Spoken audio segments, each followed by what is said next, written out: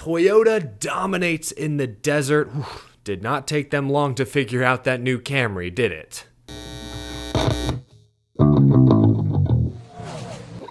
How's it going, y'all? My name is Eric. Welcome to Out of the Groove. Are y'all hanging in there? Are y'all still with me? I know, those final 50, 60, 70 laps were hard to watch. Unless you're, of course, a Christopher Bell fan, or unless maybe you put some money on Christopher Bell this week, or you're like me and you had Christopher Bell in your fantasy lineup. Lots to discuss. If nothing else, today's race at Phoenix Raceway was educational at the very least. We'll discuss the winner, Toyota's dominance, what this means for Chevrolet, for Ford. We'll look at some of the other top finishers. A few teams had huge bounce-back weekends, while other key drivers either ran into trouble or struggled outright. We'll talk about the new rules package, the broadcast. We'll put this race on the Groovy gauge at the very end. But first and foremost, I want to say thank you to everyone who came out and watched one of our two Phoenix Raceway live shows. Brendan Poole and I put on live episodes of Power Hour. Tommy Joe Martins joined us yesterday. I'm planning to upload that episode tomorrow right here on YouTube. So if you weren't able to make it out there in person, you'll at least get to see what you missed. We had some really good conversations, especially around the Xfinity series and its future. Looking forward to sharing that with y'all, but I really appreciate all of you who came out in person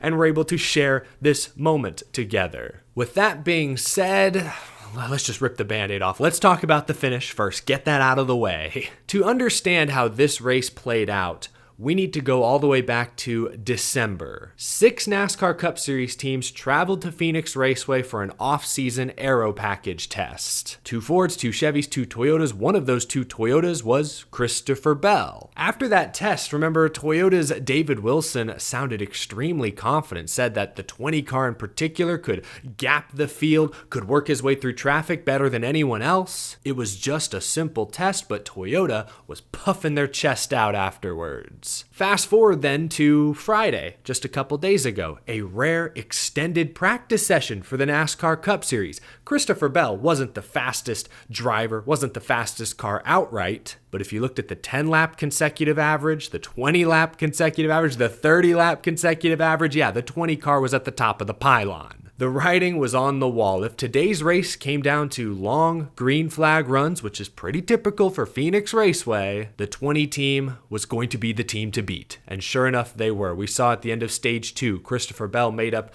at least 6-7 seconds, made passes in traffic, chased down Tyler Reddick to win stage 2. An issue on pit road pinned the 20 car back in traffic at the start of stage 3, and he struggled. Bell struggled on a few consecutive restarts. Then the split strategy with some drivers staying out, many others pitting. Christopher Bell restarted 20th. With 92 laps to go, that was enough time for him to pick his way through the field and win this race by, nearly 6 seconds? I saw a tweet from reporter Steven Stumpf. This is now the largest margin of victory in the next-gen era. And in fact, Christopher Bell owns the top 2 largest margins of victory. Very impressive performance by Christopher Bell. Wasn't fun to watch at all, or at least not the final 40 or 50 laps. I wish Martin Truex Jr. had tried to stretch the fuel, so the stakes would have been a little higher there down the stretch. As it was, the pass for the win was rather anticlimactic, but I'm sure that's how Christopher Bell likes it. Dominant victory for the 20 team. It's Toyota's first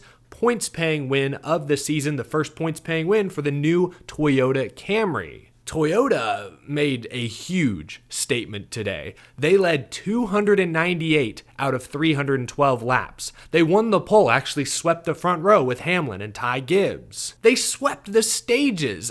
Dominant performance, and remember, coming into this race, Toyota was 0 for 4. Toyota had not won a Cup Series race at Phoenix in the next-gen era. Typically, the Fords have been fast here. This race 1 year ago, it was Chevy's Larson versus Byron duking it out for the victory.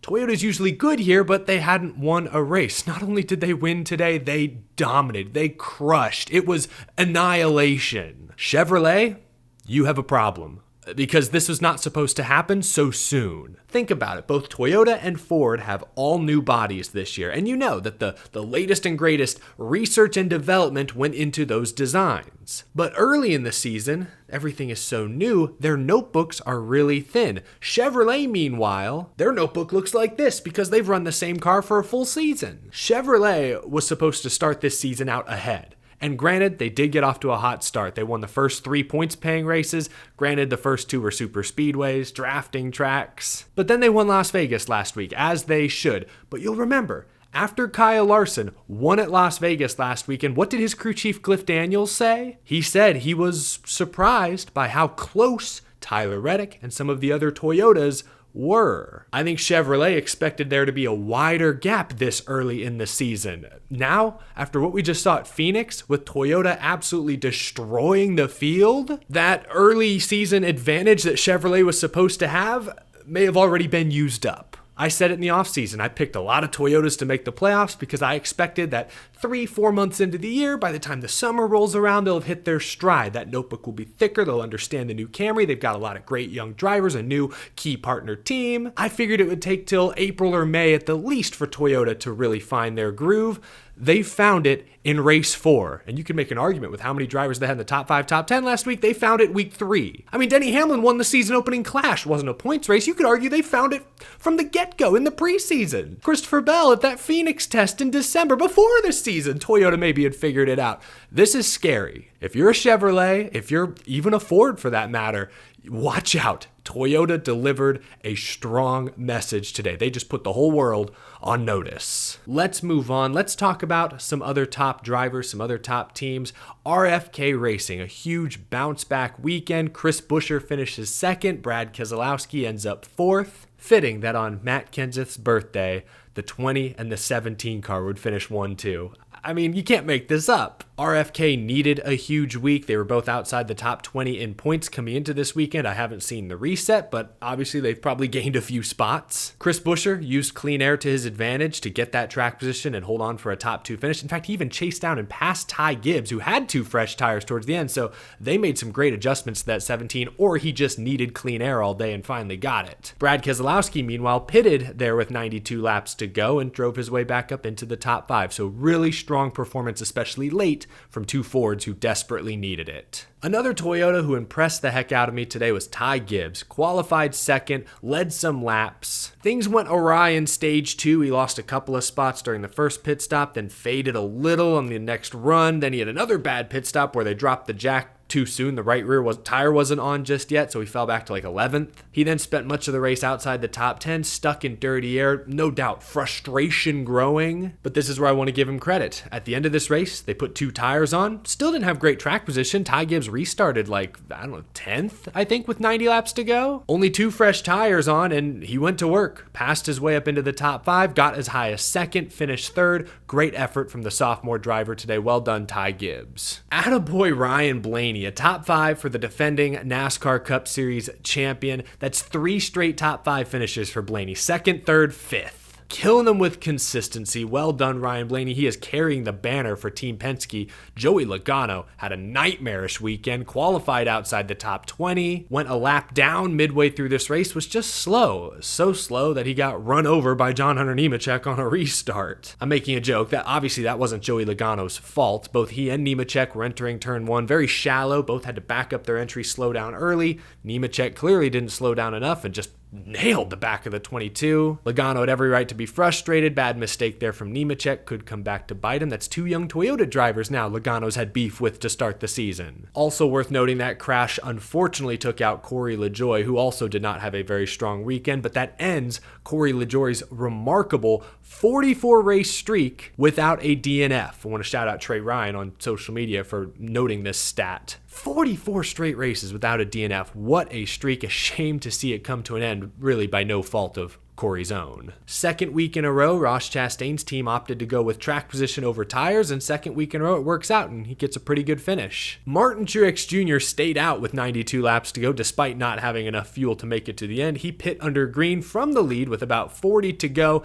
and rallied his way on fresh tires to a top 10 finish. Great recovery by Martin Truex Jr. after the team kind of put him in a very difficult spot strategy-wise. Want to give some credit to Front Row Motorsports once again. Michael McDowell gets a solid top 10. His teammate Todd Gilliland slipped to 17th there late, but he ran long at one point, led some laps, got some good TV time, but he also had a potential top 10, top 15 run going, thanks in part to strategy. Slipped to 17th, but still a solid effort for the 2 front row guys. Don't love, but like what I've seen from Stewart-Haas Racing these past couple of weeks. Chase Briscoe, former Phoenix winner, gets a top 10, finishing in 12th. Noah Gragson just missed out on what would have been his third top 10 of the season already. Remember, Gragson had 0 top 10s all of last year with Legacy Motor Club. Shoot, Eric Almirola, driving this very same number 10 car, only had 5 top 10s all of last year.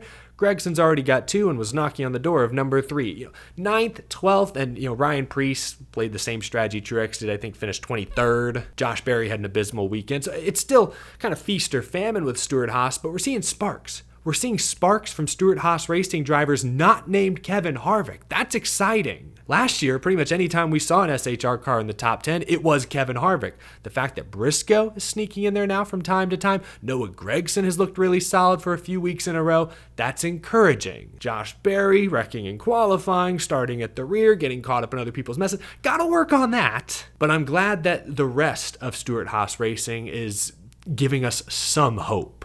I don't know what happened to Tyler Reddick. I think he was the victim of being too damn good in the first 2 stages. He was out front, had a lot of clean air, car was handling great, maybe didn't keep up with adjustments because, towards the end of this race, despite having fresher tires than some of those around him, he drove his way up into the top 10 and then actually slipped back a couple of positions before the checkered. Like that car just ran out of whatever magic it had those first 2 stages.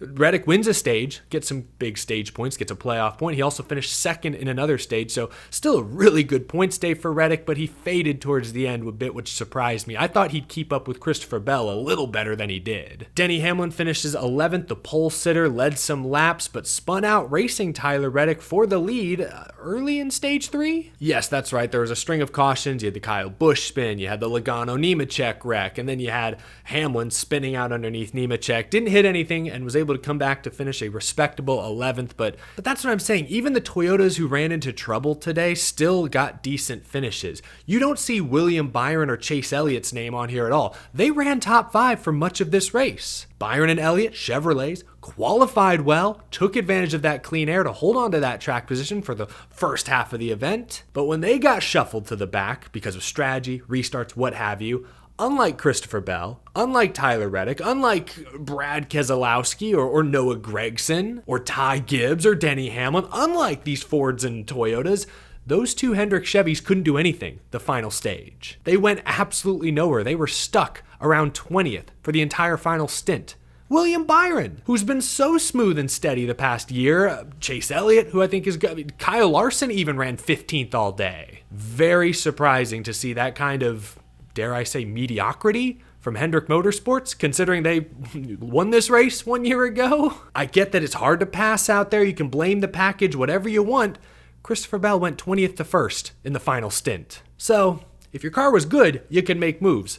The Hendrick Chevys were okay. They weren't anything special today, and that surprised me. Just a couple other names I want to mention. I don't know what happened between Bubba Wallace and Eric Jones, but they both had pretty good runs going. The second half of this race looked like they both might get top 10 finishes, but they made contact and fell way back. I think Jones finished outside the top 30, which stinks. Looked like he had a great weekend going, qualified 4th. And Kyle Busch, actually, let's talk about both Richard Childress Racing drivers. Austin Dillon, who had 10 DNFs last year, I believe that led the NASCAR Cup Series. He got caught up in Derek Krause's spin and crash on lap 6 today. It's the 3rd time in the first 4 races this year Austin Dillon's been caught up in some sort of early incident. This past year or so has just been brutal for Austin Dillon and 3 fans. I don't know what else to say. Some of it's bad luck, but some of it is you make your own luck by not starting 30th like they did today. And speaking of starting 30th, Kyle Busch qualified, I think, 31st. Fell back to last place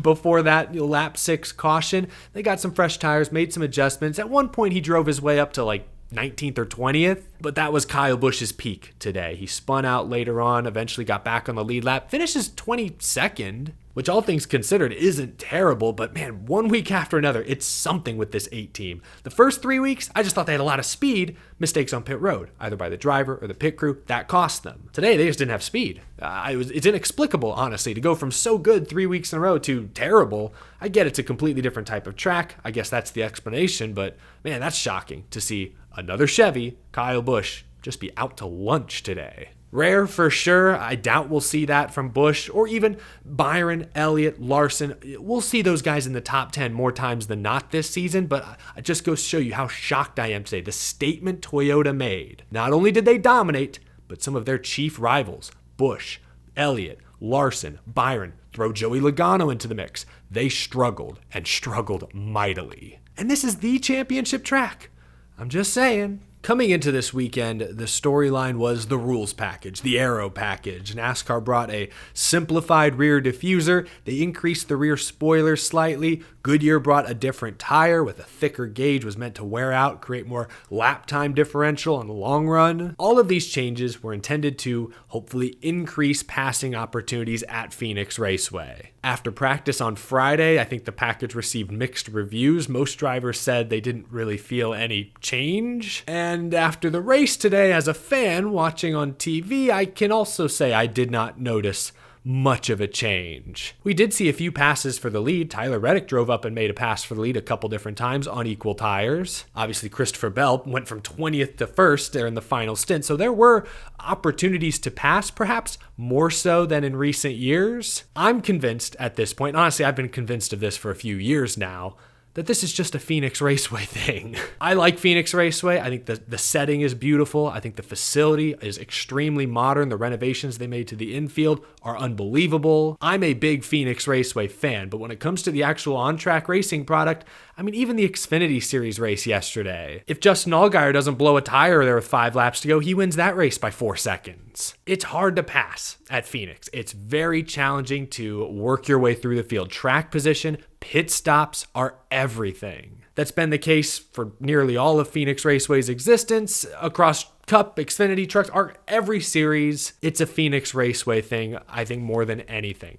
That being said, NASCAR should continue to try and improve the short track rules package. Notice I say rules. I'm not saying aero package for a short track. You can make as many changes as you want to the aero, but as we've seen time and time again, from test after test, race after race, these changes aren't making significant differences. Denny Hamlin had a pretty spicy quote yesterday in the media center. He said that with one phone call, NASCAR could up the horsepower to 750. Right now, the Cup Series, it's around 670. So nearly a 100 horsepower increase. According to Denny Hamlin, a co-owner of a race team, that change could be made overnight. Pretty much. I'm sure he's exaggerating slightly, but it's a talking point worth noting and worth paying attention to going forward. I wouldn't expect any more dramatic changes this season, but hopefully going into 2025, NASCAR doesn't start to sit on their hands. They continue to push, to try new things, to pull different levers. I'm just tired of hearing about aero. We know aero exists, but when we're talking about short track racing,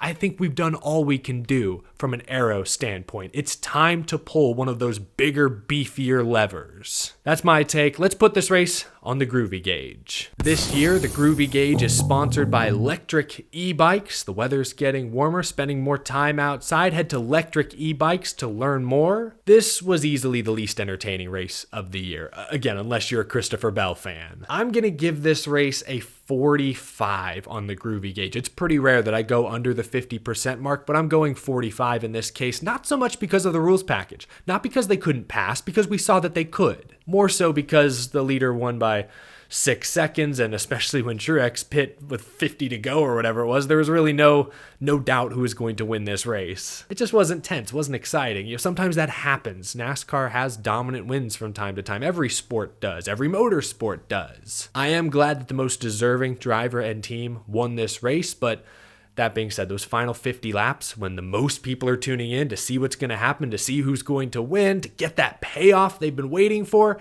there really was no payoff. It was a very anticlimactic finish. So yeah, I'll go 45%. I'm still not as big of a Phoenix Raceway hater as a lot of y'all are. I think Phoenix is a good championship venue. I don't want chaos and calamity deciding my champion. I want a very straightforward race like this one. That being said, going into next year, I would like to see the championship venue rotate. I think Phoenix should be on that rotation, but I don't think Phoenix should get the championship date by default every single year. We saw today, they can sell out those grandstands in March for a non-playoff race. Like, that crowd loves NASCAR racing. They're going to show up. They've proven it. The venue has absolutely earned their respect. Phoenix should be a championship venue. It shouldn't be the only championship venue. I guess that's what I'm trying to say. 45% for me. Gosh, that's one of the lowest scores I've given in a long, long time. Let me know what you think down in the comment section below. The only other notes I had